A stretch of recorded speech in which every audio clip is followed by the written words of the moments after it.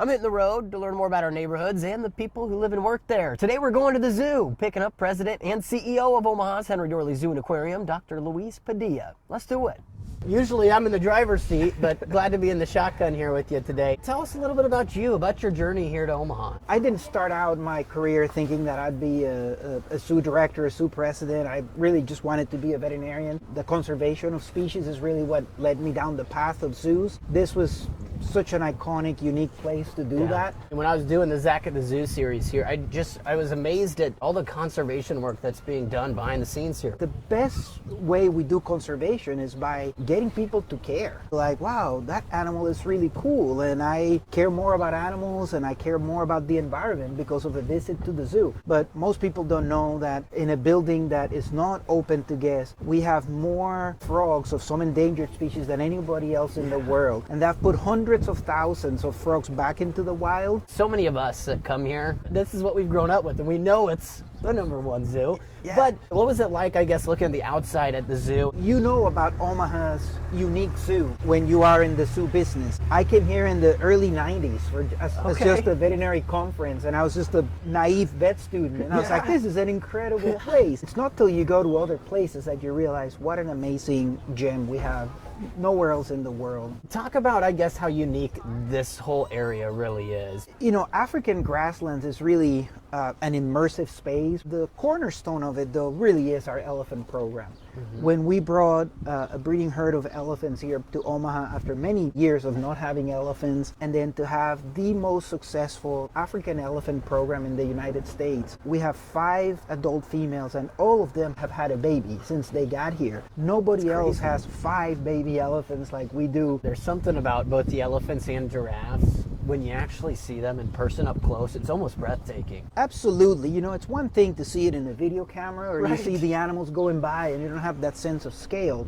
And yet their plight in nature is pretty dire, especially for elephants. But we are a part of the solution in trying to make sure that elephants don't go extinct in our lifetime. It's probably like picking a favorite kid or something, but do you have a favorite animal? Usually my favorite one is the one that I most recently was around, because every animal you get really excited about. I grew up in a town called Mayagüez in Puerto Rico, going to the zoo with my parents a lot. And I have a distinct memory of the first time I saw a white rhino. Ever since, I've had this unique connection to rhinos. It's always been animals for you then? Yeah, it's always been animals for me, but right after veterinary school, I worked in a domestic animal clinic, and what I learned was that it was all about animals, but in order for you to care about the animals, it's really about people. Our zoo is the #1 zoo in the U.S. because of our people. How have you liked Omaha so far? Omaha's been a fantastic community. There's so much to do, see. There's a lot of growth, different neighborhoods. Of course, you expect people to be nice, but Omaha is a special kind of nice, and it's been great to my wife and I. You got kids all around us everywhere we turn, right? All excited to see the animals. We get to be a part of everybody's special day every day.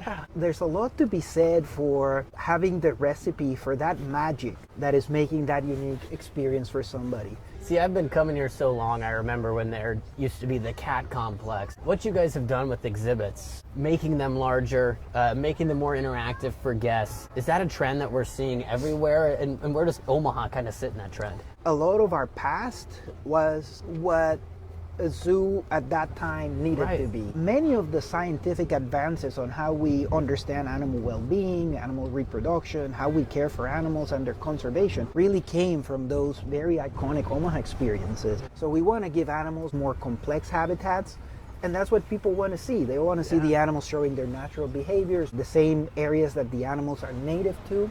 We are definitely well known for these immersive experiences that trigger an emotional reaction, whether it's a sea lion and you're seeing it underwater and making eye contact with that animal, or you're seeing an elephant interact with its family social group.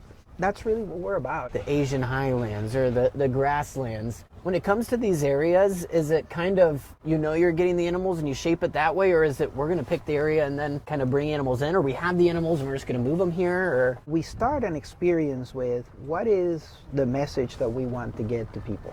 And then we figure out who are the key players that support that. And so we have species selection tools that we say conservation impact, popularity. Spin. conservation need. All of our animals are part of this global managed scientific initiative that looks at the genetic diversity of species. Where is the biggest need to ensure that there is genetic diversity of a species that we don't go extinct? That may be a species that we choose to work with. The deal breaker for me is whether we can provide that animal with excellent welfare or not. Yeah, check it out. You guys made a lot of progress since I saw it last. Driving up the hill towards our brand new vet hospital, really, really exciting project. We already have a lot of training programs here at the zoo, and we know the veterinary hospital is going to allow us to take that really to that next level. We're hoping that all construction will be ready by the end of this calendar year, 2025. Wow, with an official opening early in 2026. It's always what's next, it seems like here, right? Yeah, absolutely. We take it very seriously that there's this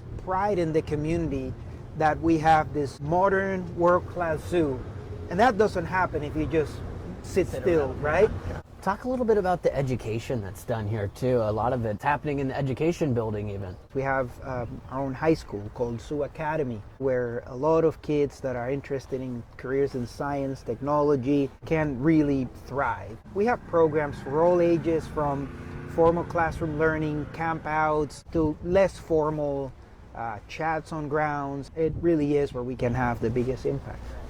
When I was a little kid, I'll tell you what, you couldn't get me off that carousel. Yeah, the carousel is one of those iconic experiences that, people remember. About how many species we got here? Thousands. When we take into account every insect, every fish, we have animals that people don't even realize they're animals, and yet we're animals that we're very proud of. Our corals, how much life and how important that diversity of those species is to the environment and to nature. Oh, you're the man. Thanks so much Thank again. you. I really It's a appreciate pleasure. it. Had a really good time.